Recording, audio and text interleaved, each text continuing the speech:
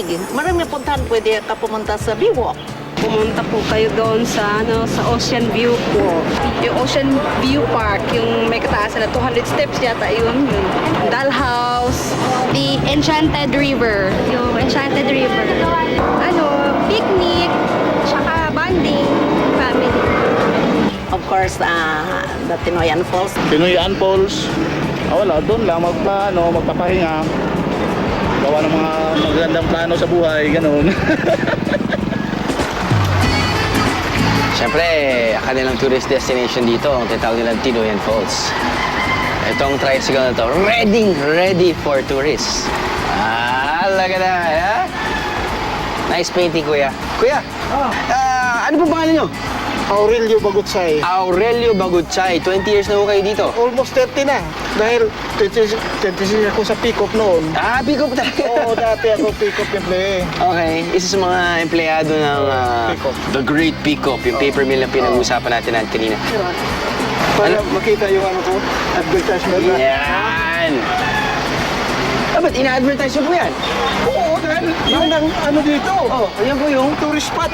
Ayun yung tourist spot. Oo, Tinoyan Falls. So, pag ina-advertise mo yan, what's in it for you? Kumbaga, kumikita ka pa rin dyan ba? Hindi naman. Hindi naman. Wala lang, para lang Ano lang, ng mga customer. Yung customer lang, para matuwa sila, alamin ako saan sila pupunta. Okay. Salamat. Bakit ako bang na-interview nyo? Ikaw ko yung nag-stop dito sa harapan namin. Salamat. Okay. po. Naku, nakalimutan ko. Gusto kong sumabay. Kuya, dali lang. Dahil dyan, Tinoyan Falls, here we come! Kapag bumabiyahe ka sa beach, waterfalls, sarap sunbathing.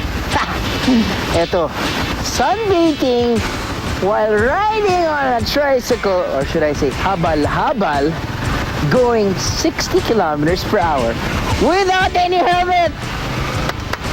Let's go, kuya!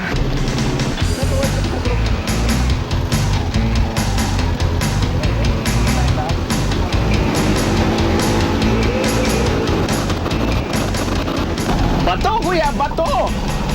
Naman, hindi talaga madali ang pag-start dahil syempre si kuya kailangan niya i-balance yung weight na nasa kaliwa niya, yung weight na sa kanan niya.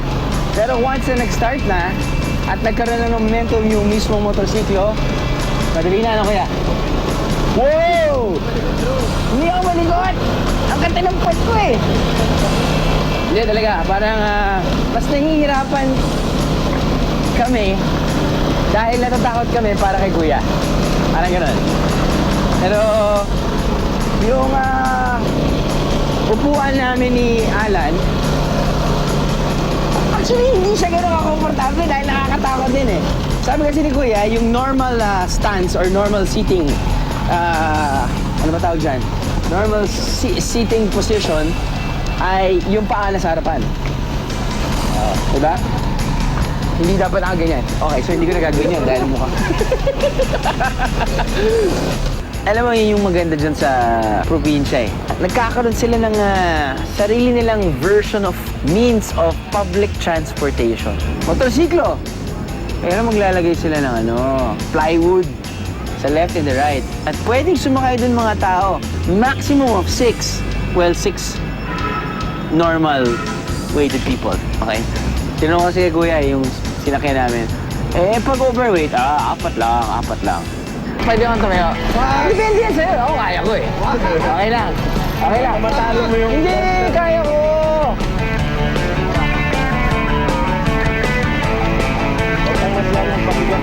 Hindi po.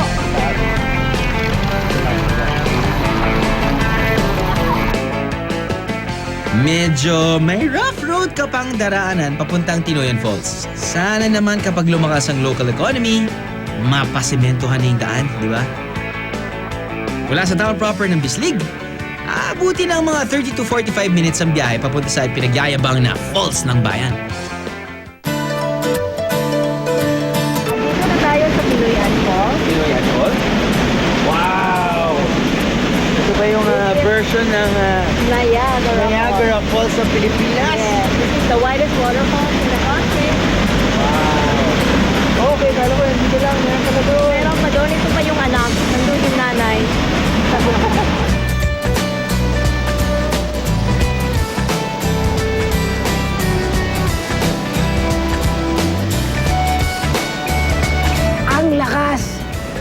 siguro sabihin na natin, 100 meters away from the falls, mararamdaman mo na yung falls. Bakit ka mo? Dahil napakalakas ng pagbaksak ng tubig na yung hangin mararamdaman mo, pati yung water vapors, talagang mababasa ka. Parang umuulan.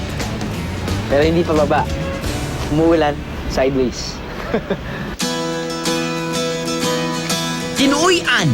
Ibig sabihin daw, babalik-balikan. Yan. Dahil sa lapad itong halos 100 meters. Taas na 26 meters.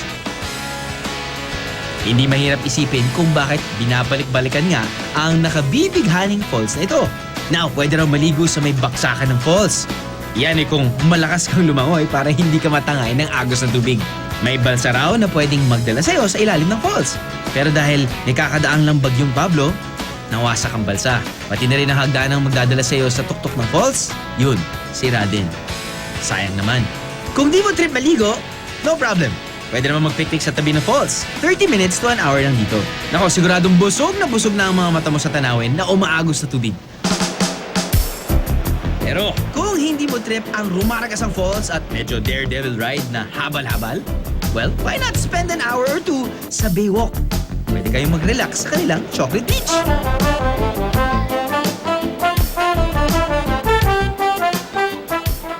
Ako po si Benji Salamo. 3 years pa lang po ako naglalaro ng skimboarding. Ito lang po yung tinatawag naming Chocolate Beach. Pinipilit na lang namin na maglaro dito kahit maputik. Kasi di mo naman maiwasan na sa sobrang sayo mo na maglaro, wala namang makakapigil sa'yo. Pero dinarayo ang Chocolate Beach hindi para sa swimming, kundi sa isang bagay na dito lamang pwedeng gawin. Guess what? Ang mud skimboarding. The best daw ang Chocolate Beach, lalo na para sa mga hindi pa talaga marunong mag-skimboard. Bakit? Well, dahil sa kapal ng pinaghalong tubig dagat at putik, madaling mag-slide ang board at hindi ito basta-basta lumulubog.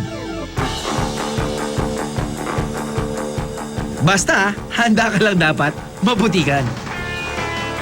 Ito yung nagmamalaki naming Chocolate Beach. Yeah! Baud! Baud! Baud! Sabay sa alon, hangin na malamig. Ay sarap sa piling kung pwede bang ulitin. Yeah!